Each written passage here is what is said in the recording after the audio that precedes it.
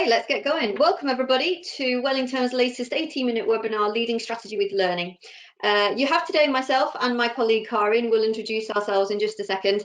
And what we're going to do is we're going to kind of identify a key challenge around how we build our strategies for particularly PMO, but also for any other leaders.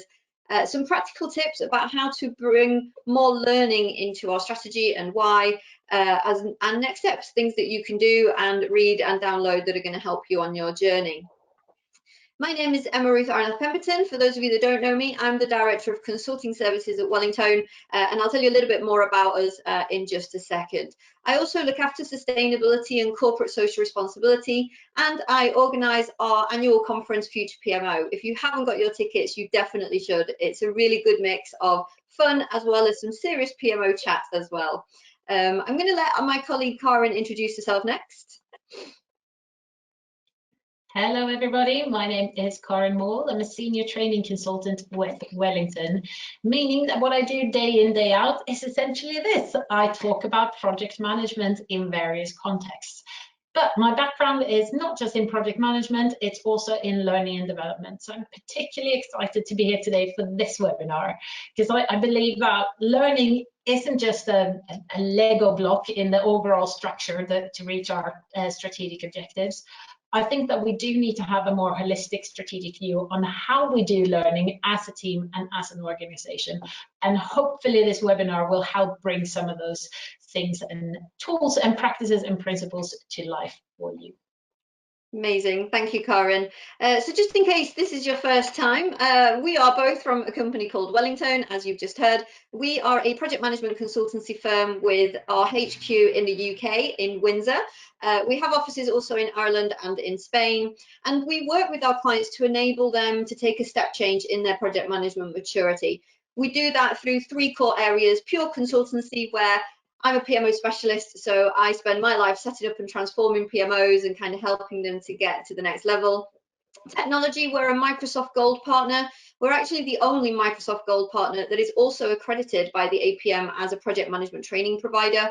And we do training, as Karin said. She heads up our training and the learning team, which includes things like our PMO Academy, wider academy, including change, agile, assurance, and we even have an e-learning platform as well. So those of you wanting to bring learning into strategy after today, definitely get in touch with us. So let's have a look at the key challenge that Karin and I have kind of identified over the last couple of years. And this is about bringing learning into strategy and future roadmaps of PMO to really bring out the best in the team and the organizational culture. And what we're going to explore today is how we can do that a little bit. And we'll be providing you with some resources that are going to help you after this webinar.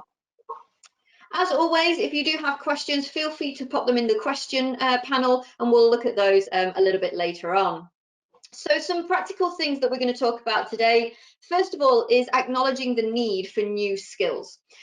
Diversity is important in PMO teams, both in its personnel and the services that it might offer to its internal customers.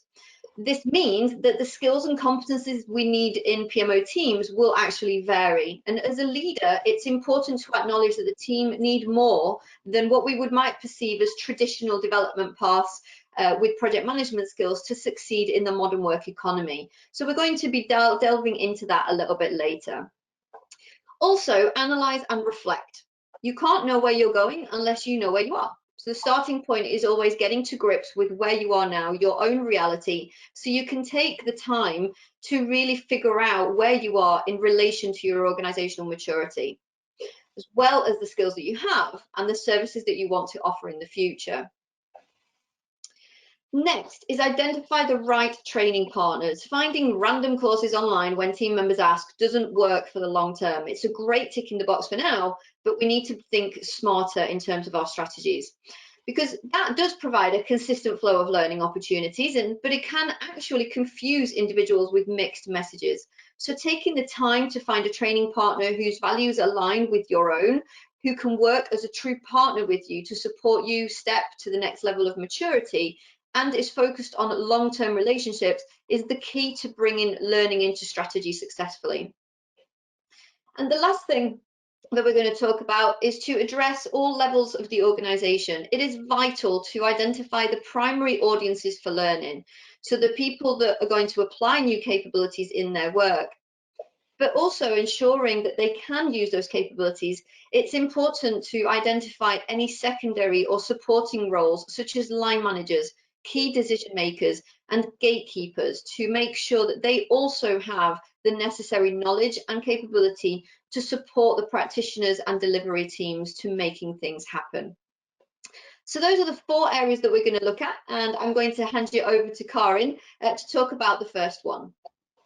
Yes, so first let's talk about understanding what a modern day workforce, individuals and teams and businesses actually need to learn. It's easy to fall into a trap of thinking that what we need to deliver in terms of learning should be focused on the tools we use, processes, or even rules, so compliance, right? Those are the traditional kind of easy, hard to define areas of learning. But there's a risk with those things that I think it can be a little bit short term. As in a tool and a process, that's just how we do work, right? Those can be replaced, those can expire, they can be out of date quite quickly. In order to make sure that people use tools and processes and apply rules in the right way, we also need to equip people with critical thinking, the practices, the ways of working, and to hold all of that together, the right values and mindsets. All of those are things that can be and should be learned.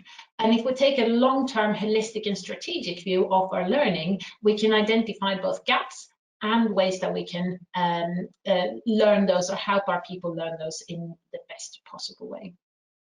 And it should in there, when we're talking about these topics, I want to point out that we're talking about learning. We're not necessarily saying training. I'm a training consultant, so I would love to say that training is the solution to all your problems and all your skills gaps. It is not. Learning can take lots of different shapes.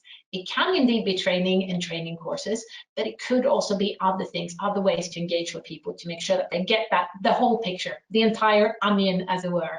They do get the tools and processes that they need to be able to carry out their work, but that they also have the ways of working and the practical skills to be able to apply those in the right way, and with a bit of critical thinking, and then the values and mindset that sets them on the right direction, helps them ask the right questions, and that helps them be proactive in how they work in different environments. Thank you. Amazing, thank you, Karin. Let's talk a little bit about the analyze and reflect part of all of this. At Wellington, we're very big fans of reflective practice. Avoiding kind of doing learning just because is a really important thing to kind of get out of the habit of. But making sure that we're planning our strategy with learning included in it is all about return on investment. And most senior people will say, okay, what's in it for us as a team in particular, and as an organization? If we're going to invest time and money in kind of helping teams to develop, what are we getting back? We all know that many people we go out to training with all of the best intentions. We kind of end up coming back to work, we end up getting busy, and we never really see that return on that investment. So as we are designing our strategies, we need to really analyze and reflect across 3 different spectrums, if you like. First of all, the perspective of the learner, the perspective of the projects and the programs that you have going on, and the perspective of the organizational and the outcomes that we are expecting. And what we tend to do is we always recommend that we kind of start with, where are you now? We can't really know where we're going until we know where we are. Where do we want to go? And what does success look like? That critical success criteria, that statement that shows us that postcard of what the future might look like. And we can see here some examples. You know, a learner, they might at the moment feel a little bit like a cog in the wheel. They have no real career path, no visible roadmap. You know, getting training can be a really hard thing to do. And if we put ourselves in those learners' shoes and consider, where do we want to go, then actually I want to feel valued. I want a clear line of sight of what my future holds, even though at the moment the world is a little bit ambiguous, and you know, companies aren't necessarily going out and building brand new career paths. So what does success look like for everybody is to have some kind of career framework in place that provides a view on the options and the different directions that I can take based on my individual skill set and my interests as well. If we look at the program or projects perspective, where are we now? We're probably resourcing projects with individuals who are available rather than looking at core skills. This is where learning starts to become really interesting for our projects and programs and how successful we are at delivering them. Where do we want to go from a project program perspective is we would love it for resourcing to be done at the right level, considering skills and interests of the team members. And success will look like projects being genuinely supported by experienced and maybe inexperienced individuals who are able to develop in that space. And then from an organizational perspective, we need to look at, okay, at the moment, what are our strategic objectives doing? And lots of organizations I speak to at the moment quite often say we don't really have strategic objectives. So actually, we're not really communicating or letting people understand what it is we're trying to achieve. Where organizations want to go is that strategic objectives are devised, clearly communicated, and driven by leadership. So actually the outcome here is for all individuals to be passionate about the future of the organization and really importantly, their place within it. So understanding as we develop these strategies with learning is to really analyze where we are now, where do we want to go, and what success looks like from 3 different perspectives, putting ourselves in their shoes. Karin. Thank you. Yeah, and one thing that you could take advantage of that is available right now and literally at your fingertips are the wide range of free and readily available online learning resources. There's a plethora of ways of learning online through articles, white papers, ebooks, short e-courses, that sort of thing, LinkedIn Learning. With a bit of planning and coordination, or with quite a lot of planning and coordination, you can build a really powerful on-demand learning program for your audience.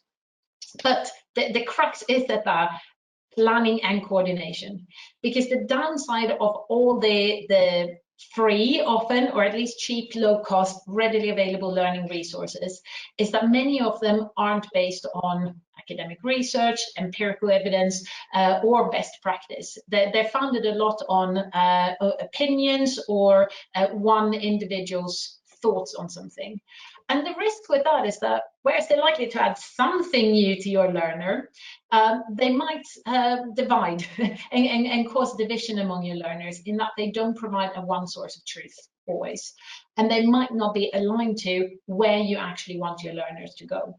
So use the free resources that are available, I guess is our message, but do so with caution and make sure that you have some sort of direction and plan for how they should actually be used. And ideally, all of those free resources that are available, they should be a supplement to what should be the backbone and the strategic plan and the career framework that you have in the organization, the thing that guides you onwards and that will help you achieve your strategic objectives. And if you're not sure about how to set up that sort of backbone, that learning plan, find a partner that can help you. A learning organization that can challenge you, that can question you, that can push you to achieve those goals and provide the kind of resources and expertise that you need to get to those steps. Okay, so providing that sort of mix of learning resources, but they're all aligned and speaking the same language, speaking the same truth, heading in the same direction, that will be key for setting up your learning strategy. And then finally, you need to think about how you're going to address all levels of the organization. Traditionally, from my experience in particular, back in the day, most organizations would invest a lot in training courses, particularly focused on those tools and processes that I mentioned before, for the people on the front line. In our world, project managers and project practitioners. So upskilling project managers to be able to use tools and processes and best practice. And then over the years, we have seen an increase in training for the senior levels of the organization. So for us, project sponsors, which is really valuable for helping to ensure we do projects in the right way, so practitioners, and we also do the right projects and we have the governance structure in place from the top. But a lot of organizations still struggle in seeing real return on investment from their learning and seeing that people have learned something new actually apply it back at work. And one way of addressing that could be to look at, across our organization, who actually has the power to influence how people work, what processes and practices and tools they do, and how they're able to apply learning from a training course or workshop, any type of engagement.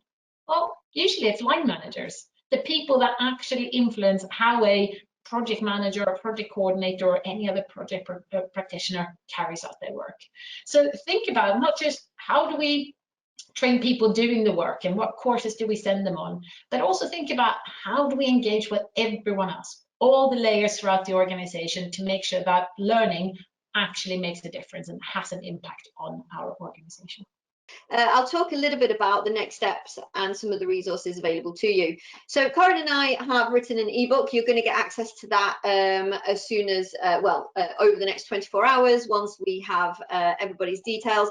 And that ebook is kind of this webinar, but on steroids. So really giving you, the process to follow, the steps that you can practically take to start building your PMO strategies with learning in mind. We also have several articles on this, which we will also provide. And one of the things that you can do is to join our Wellington communities. And interesting fact, in terms of partnering with a learning provider, one of the things that we make available to all of our learning clients, if you like, is our Dr. PMO clinic. So anybody that has any training with us is able to spend half an hour at any time throughout their relationship with Wellington to just maybe chew the fat, ask for some advice, for some help, ask about, we've devised a strategy, does this make sense? So you can actually use Wellington as kind of a little bit of a sounding board, somebody that's we would call a critical friend, that's going to maybe challenge you a little bit in your thinking, but help you really to push forward to the next level of maturity. So do make sure you download that new ebook, do have a look at our website for our articles, and do keep an eye on some of the different things that we do with our communities, like these kinds of webinars, networking events, and lots of other things that we make available to the community. And as always, you can stay in touch with us. So you have my details on there. Karin's will also be available on the email that you get. And do consider coming to Future PMO. We do have some really interesting, a really interesting stream of work with really good speakers talking about the development of PMOs and project managers within organizations and what the future of learning might look like. Well, I'd also like to add, do come to Future PMO. It's going to be really good this year. And I think learning as a conversation, if that's a topic that you're interested in, is something that will come out a lot in this year's conference. Because I think it is something that people have really realized over the past couple of years, and with the pandemic and the boom of all the free resources, etc., that are available. How do I navigate this? How do I tie it together and turn it into one cohesive plan that doesn't send people in different directions, but help us all head towards where we need to be? And obviously, we'd like to hear your opinions as well. So if you don't have an opportunity today to share those, coming to a conference and networking with colleagues can be a really good opportunity to do that. Amazing. Thank you, Karin. But do keep the conversation going, both internally using the resources that we're going to make available to you, and with Wellington through our different communities. And feel free to connect with myself and Karin. We're here to support you on your journey. Thank you very much for joining this lunchtime, and we hope to see you at Future PMO.